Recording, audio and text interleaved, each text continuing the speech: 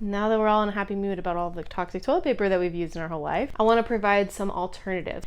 Hi everybody, welcome back to my channel. My name is Selena from Wholeness Campaign, and today I want to answer the question of, is your toilet paper toxic? Before I go into that, I will be the first person to tell you that I still definitely use toilet paper. We have not switched very much at all except for the quality of the toilet paper that we buy, and so I'm not here trying to lord over you some brand that's super amazing. I will link some of the products that I've been looking at and I've debated and I've used over time that are the least toxic versions in my opinion.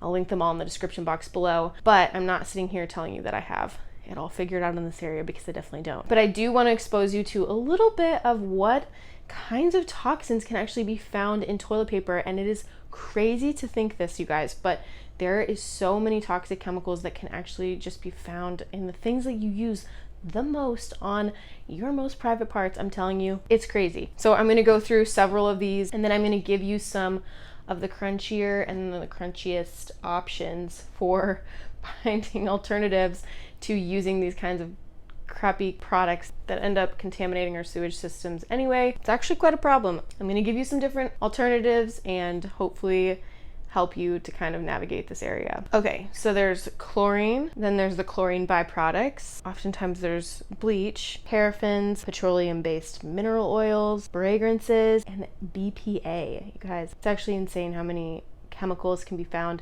in this. That's not even probably scratching the surface. Chlorine is used as a bleaching agent in toilet paper, helps it to be white. It's why it's all white. It's definitely not meant to be white. And what's interesting is women with recurring yeast infections can actually react to toilet paper for this very reason, is because it is just lathered with chlorine. Then there is furans and dioxins, which are the byproducts of chlorine and the chlorine bleaching process. So again, chemicals on chemicals. And then we've got formaldehyde, which apparently strengthens the quality of the toilet paper when it gets wet, so it doesn't just fall apart. But yes, it is formaldehyde that actually helps it to do that. There are petroleum-based mineral oils as well as paraffins that actually contribute to the softness and the texture. So especially when you buy really soft or marketed soft toilet paper, oftentimes the way that they get it to be that way is by adding petroleum to the toilet paper to help it to be a lot softer, and people love that, but then you don't realize that it's actually a chemical. Believe it or not, there are fragrances in some toilet paper brands out there.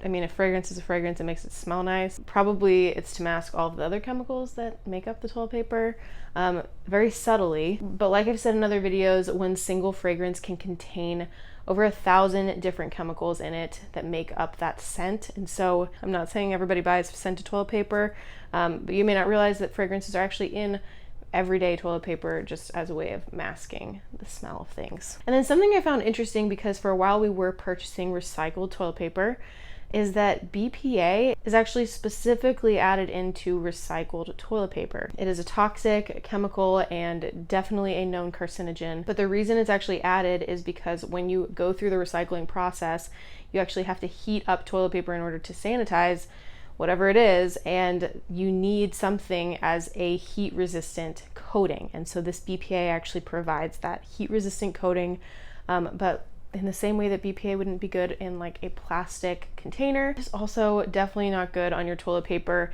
And again, these things leach. If I haven't talked about this enough on my channel, your skin is your largest detox organ. And so what you put on your skin gets directly absorbed.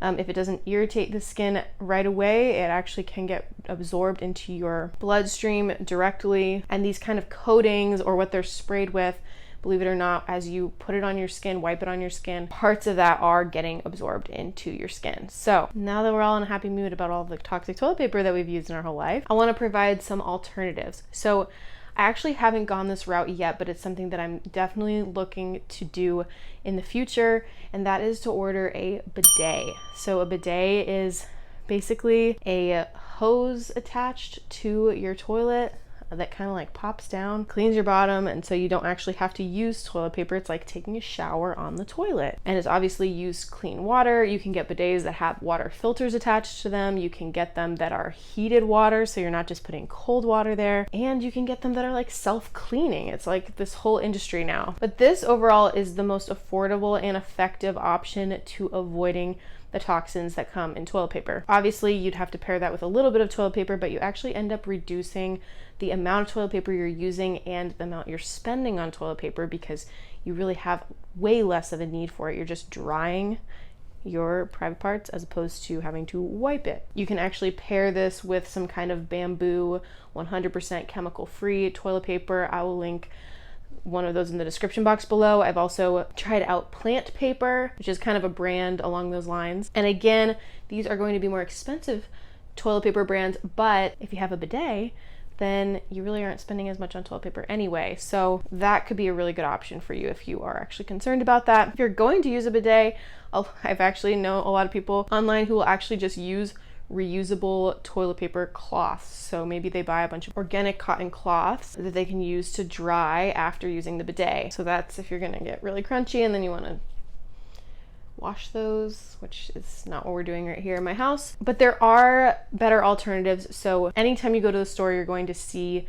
these, generally they're the more expensive brands, but the ones that say chlorine free, the ones that say no added chemicals, and I would just veer towards those. That's honestly the best bet if you're not looking to change tons of things radically, is just to put your money into something that is a little bit less toxic. Again, I've talked about this in other videos, but it is all about trade-offs here. We're not trying to get things perfect, but these things definitely do matter and they do contribute to your health. So again, I'll link some good, better, best brands in the description box below if you are interested in moving slowly in the direction of lesser toxic toilet paper, because it's kind of insane what this industry has done and most people don't think about it at all. So I hope you got some value out of this video. Please like and subscribe to my channel. It is my passion to walk alongside people as they heal and grow. It inspires me and hopefully brings encouragement to you. Thanks for watching.